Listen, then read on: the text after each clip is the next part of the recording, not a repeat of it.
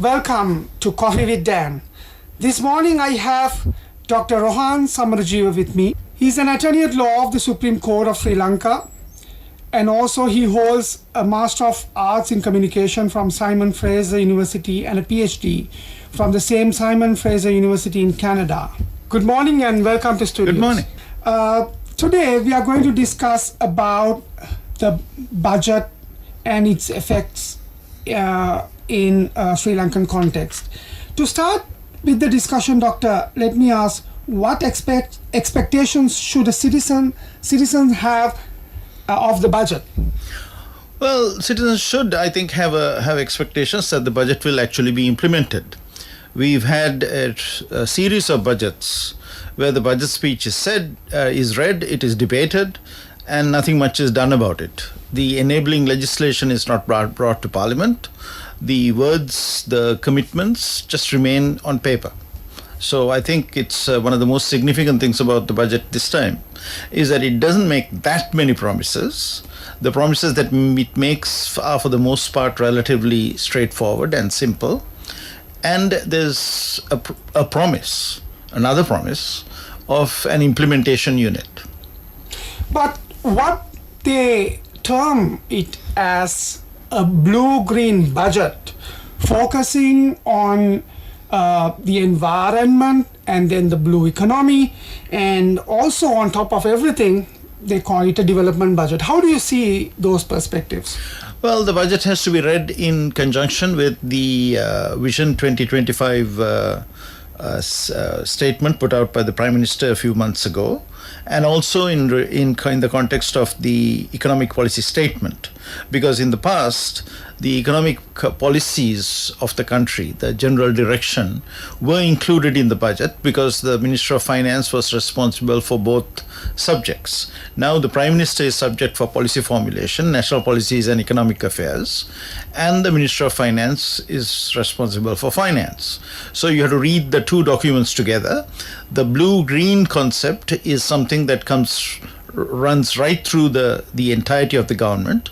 The President, for example, has appointed a committee an expert committee, which I serve on, which is intending to implement the Sustainable Development Goals. So there's your green.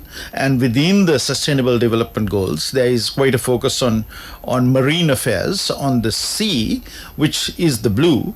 The Prime Minister's statement, the Vision 2025, these all have blue-green components. And in particular, there are specific promises, specific commitments made in this budget regarding these two items. I think in 2017, or the time that we are living in, I think it would be irresponsible to not include something about the environment. So, for example, this budget introduces for the first time a carbon tax. There are various incentives for electric vehicles. There is a roadmap, perhaps incomplete, but at least a roadmap and a vision of a country that will be free of internal combustion engines by 2040, so that the different actors, the private sector and everybody, can sort of get aligned to that vision, so that in 23 years we can be a country where we are not being smothered by noxious gases coming out of the tailpipes of motor vehicles. So, comparing the previous budgets that we had, how is this budget different from those previous ones? Previous budgets were quite disconnected from the economic policy statements that preceded them. I think most economists who looked at it were quite confused by what was being attempted. There were extremely convoluted proposals that were made. And as I said, very few of them were even the next steps for implementation were taken. There is an organization called Mantri.lk, which launched a website where they found that only 3% of the proposals of the previous budget had actually been implemented. Around 35% were partially implemented, and the rest of them nothing had happened. Now, one could quibble about these definitions of what is partially implemented. So, for example, you take the question of tabs for students. I personally have some reservations about the merits of that, but anyway, the procurements have been done, and those tabs will be available. So whether one puts it as incomplete or whether it's which category you put it in, I think is something one could discuss.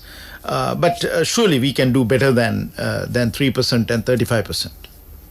So you were once a team leader at Sri Lanka Ministry for Economic Reform, Science and Technology back in 2002-2004 period. Yes. And responsible for infrastructure reforms, including the participation in design of the e-Sri Lanka initiative. How do you see this budget could improve the very important electronic commerce area? Well, it has some negatives. There is a ill thought out, ill considered proposal to impose 200,000 rupee or 2 lakh monthly tax on every single mobile transmission tower in the country. There are supposedly, so if you want to talk about e-commerce, the foundation of e-commerce is people must use the internet. You could theoretically talk about e-commerce being done over the phone, but most of the time you're talking about use of the internet. So we have 5.5 million people who use the internet in this country, according to the Telecom Regulatory Commission data. Of that, 4.5 million are using it over some form of wireless connectivity, over mobile networks. So the danger posed by this not very well considered and thought out proposal is that some of the towers that are currently in place, which the Ministry of Finance doesn't seem to like, if they are decommissioned, the quality of connectivity could deteriorate. And when that happens, the latency and the download and upload speeds will go down. The latency will increase and the download and upload speeds will go down. And as a result, I don't think we are going to have e-commerce being encouraged. There is another proposal regarding tourism, which is an e-commerce activity. So, for example, Airbnb kinds of platforms where buyers of tourism services or accommodation services can obtain the facilities from people who are willing to rent parts of their homes or their entire home. There is some encouragement. Now, the previous budget seemed to dislike this and wanted to put all kinds of complicated procedures around it. This one says we are going to encourage these things. We are going to work with the online travel agencies, the entities that put the buyers and the sellers together, to make sure that they pay some kind of tax to support the tourist sector.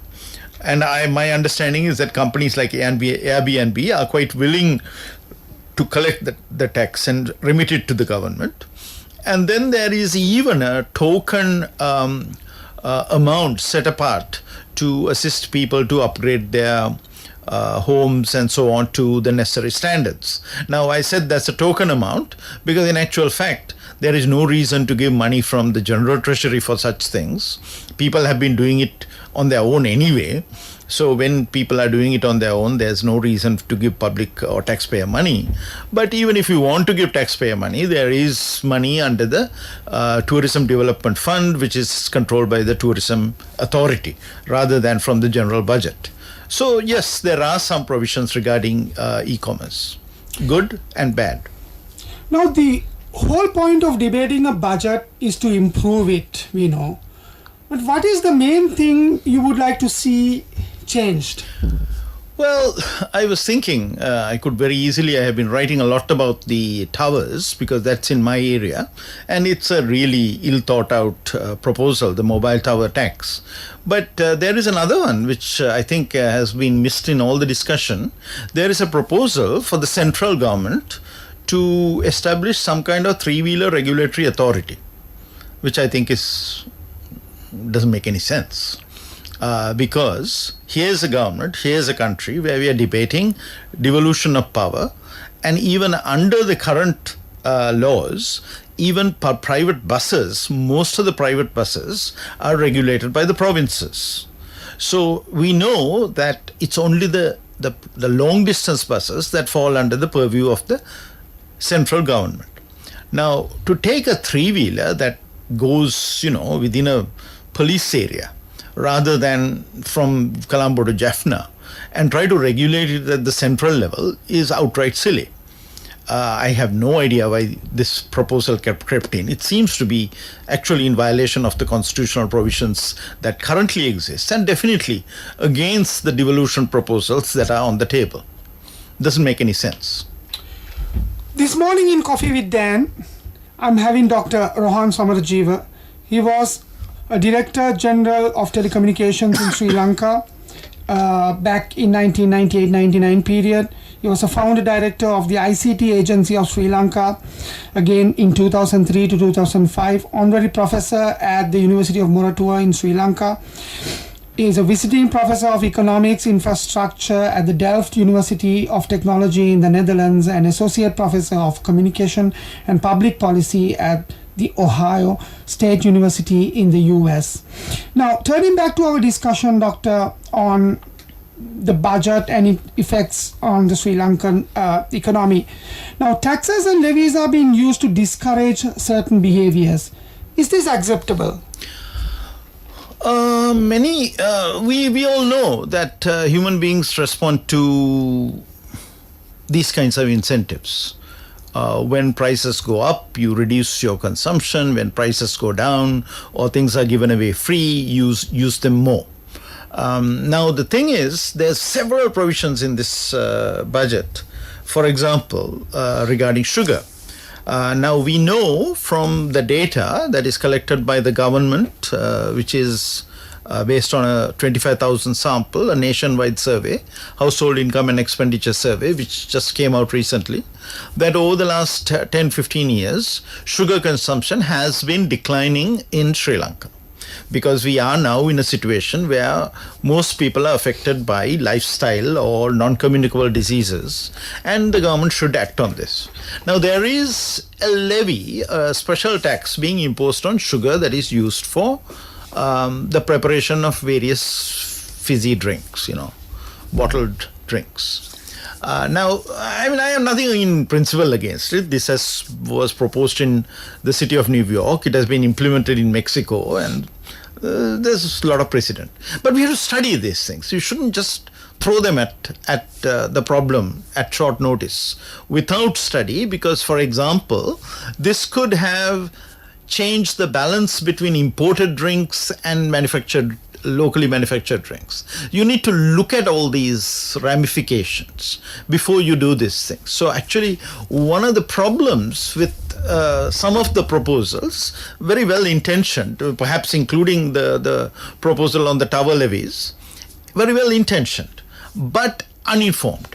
So I think we really need a situation where either the government officials set up facilities within government to continually study these things, prepare position papers, etc. And then when it comes budget time, the Minister of Finance can pluck one or two of these proposals, well discussed, well conceptualized proposals, and then implement them.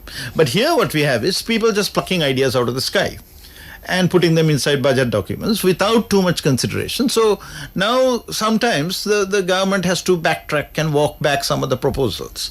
Already the definition used for electric vehicles has been found to be flawed, and according to that definition nothing would qualify. So the finance minister has very reasonably and correctly said that the definition will be changed. So there are things like that we could see being improved. But generally speaking, yes, people do use, governments all over the world use budgetary measures or financial or tax measures to nudge people this way or that way in terms of behavior. So in some cases you induce people, you take the electric car. cars. So you're basically saying we are going to encourage you to take less polluting vehicles, and you take the heavy gas guzzling, heavy duty, high horsepower vehicles. We are going to tax you more for that. So those are normal things, but they should be studied before they are included in the budget. Yeah, since you touch on these electric vehicles, let me ask, what's the point in announcing that all vehicles will be electric when we are suffering outrages now already? Well, I mean, compared to many other countries that I frequently visit, Myanmar, Bangladesh, Nepal, India, and so on, our outages are less frequent, but our people have high expectations. We don't like an outage of even half an hour, which is reasonable. I think that's what middle-income countries' expectations should be. We do have some issues coming up. I have stated publicly, and several other experts have stated publicly, that we are likely to have blackouts or load shedding like we had in 2001 in the near future, because of the delay in the commissioning the new baseload plant, which was originally supposed to be in Sampur. And now various delays have taken up. It's not happening. So in this kind of situation, it's a very reasonable question to ask, what about looking after the foundational condition, which is electricity?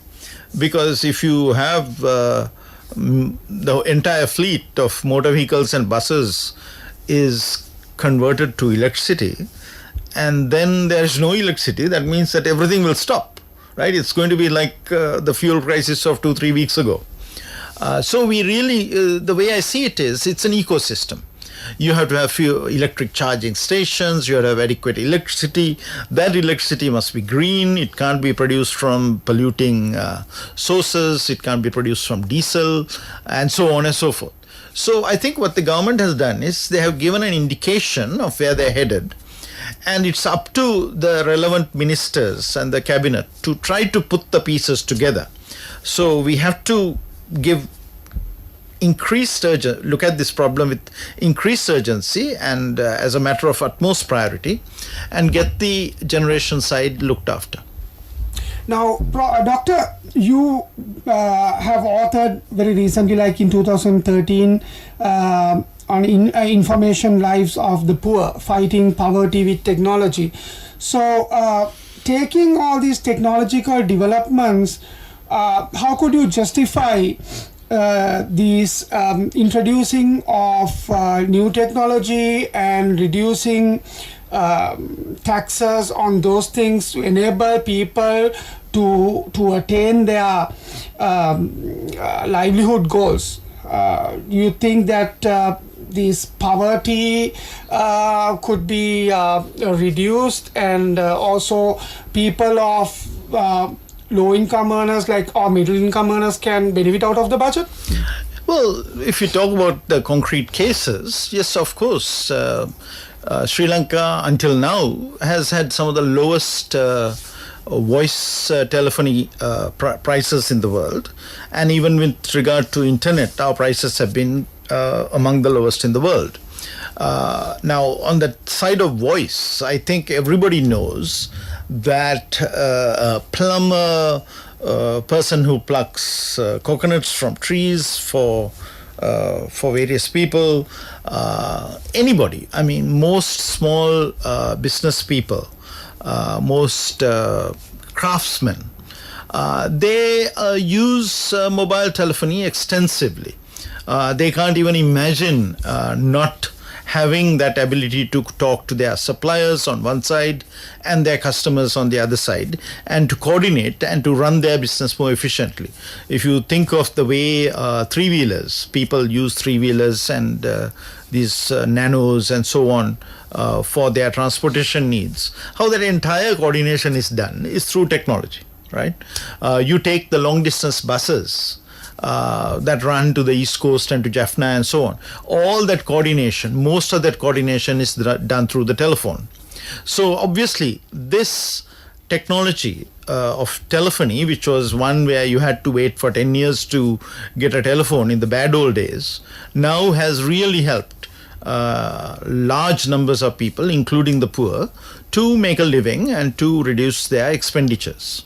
So we are thinking in those terms that by encouraging e-commerce, by encouraging the use of the internet, we'll be able to get more people out of poverty. There is some evidence that throughout the world that these do make markets more efficient and do create jobs and allow people to come out of poverty. That's what my book was about.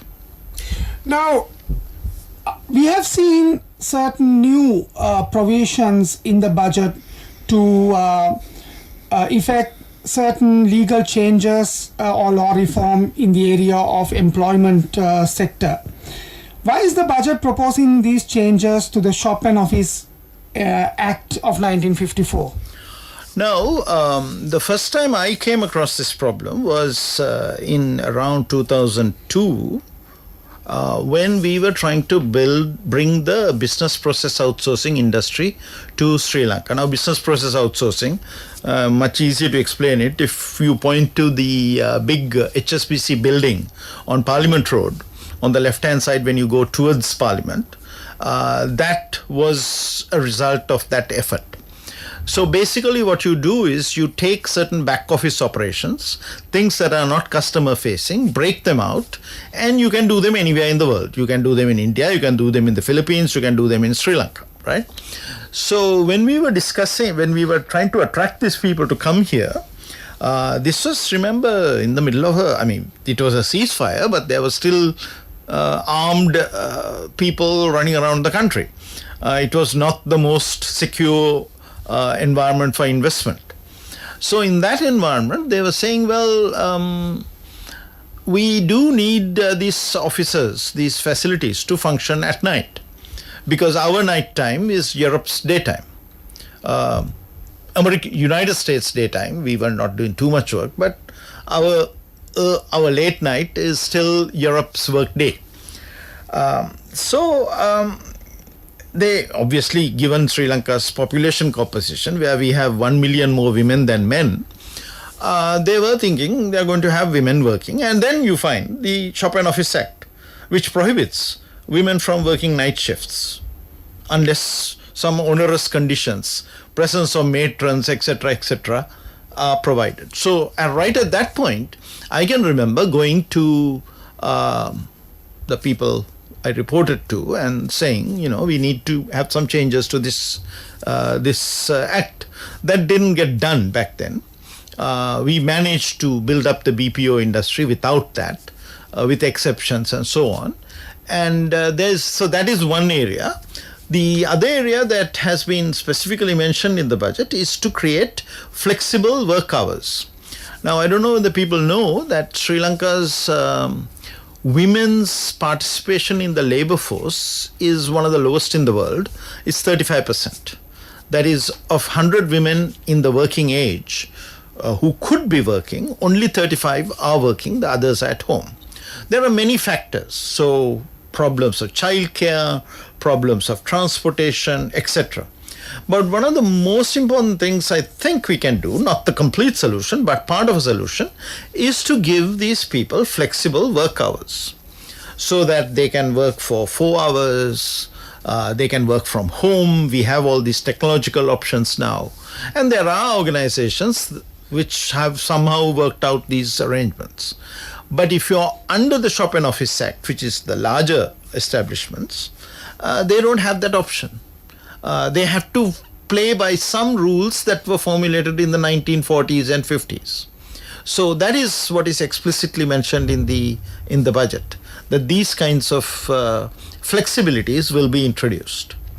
Now, I started our conversation this morning by taking this blue-green effect of the budget, or what they propose as blue-green, the environment and the marine sector. Now, what does the budget do to connect these farmers of the agricultural sector and the fishers of the aquacultural sector to global supply chains? Now, you can't read the budget by itself. There are many other things that are going on at the same time. So there is something called the Agricultural Modernization Project, which is 125 million US dollars over a period of 3 years or 5 years. That one, for example, let's take an example. Let's take pepper, for which Sri Lanka is famous for.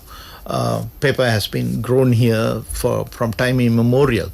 But when our pepper goes to the world market, we don't actually get the highest prices for the highest grade because our processing equipment is outdated and it doesn't polish it to the right quality. While in Kerala they do that and they get grade 1 while we get grade 2.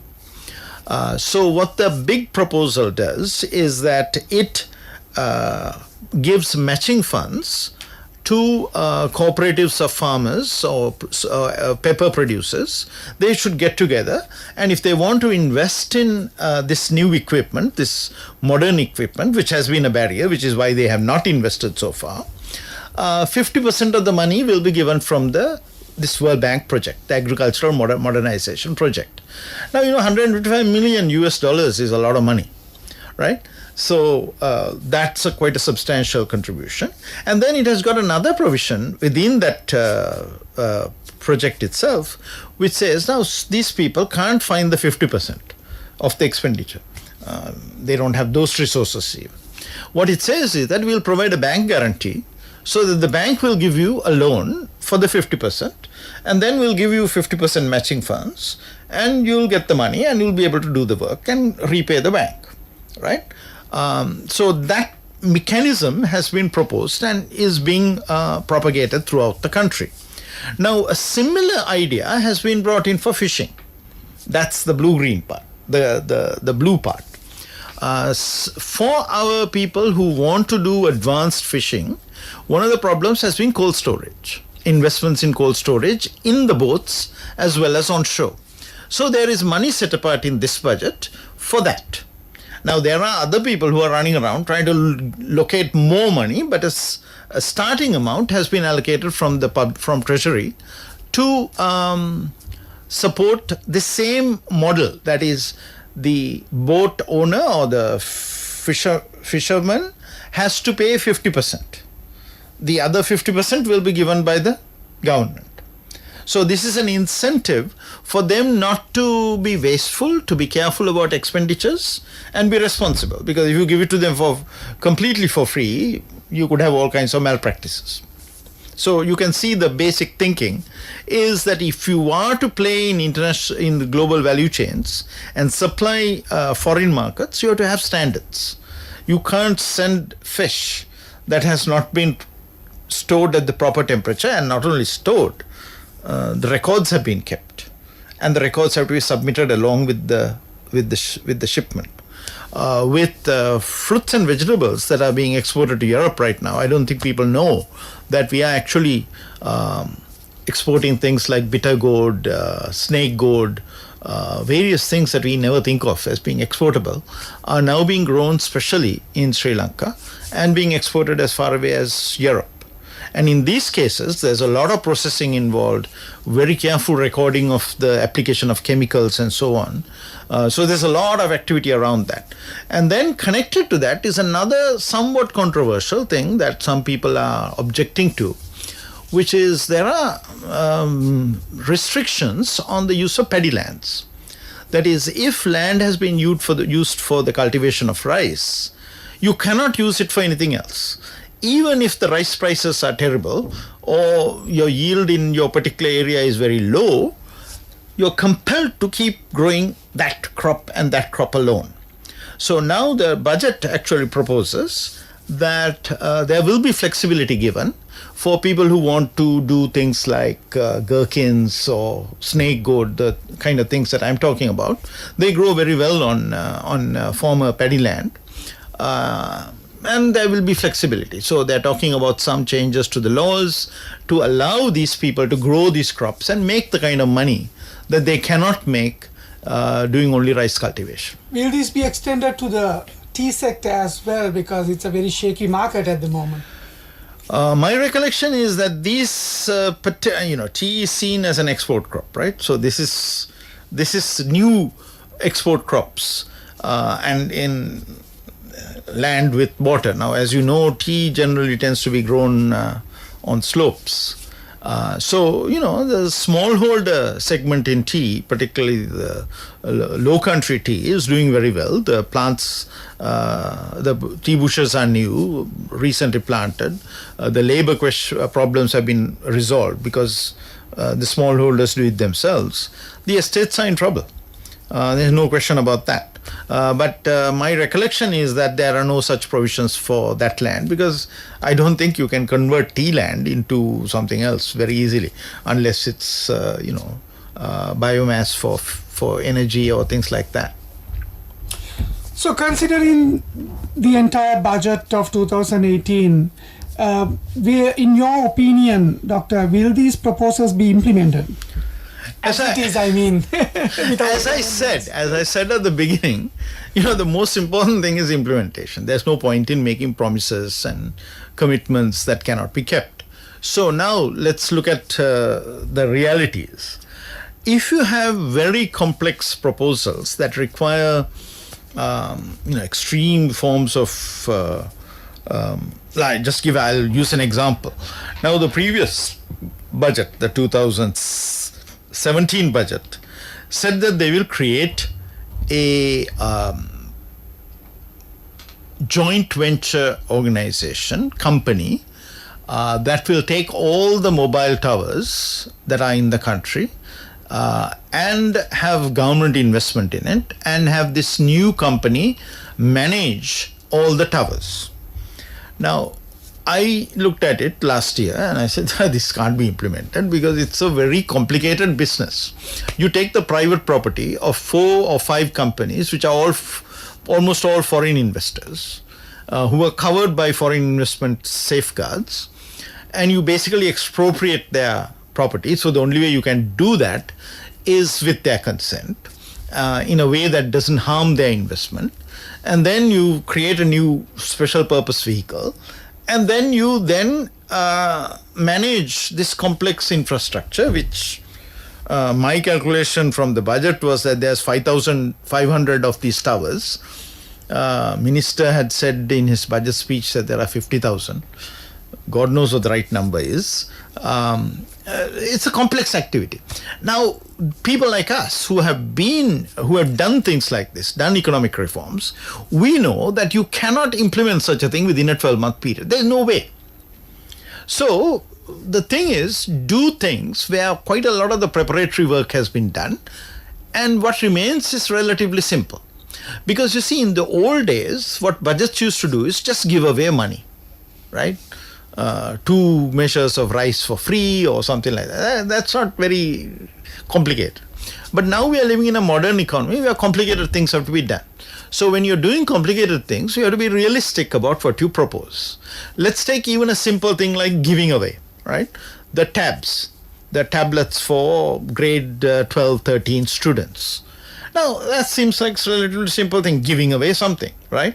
There's no need to create a special purpose vehicle, hire lawyers, incorporate companies, do any of these things, negotiate.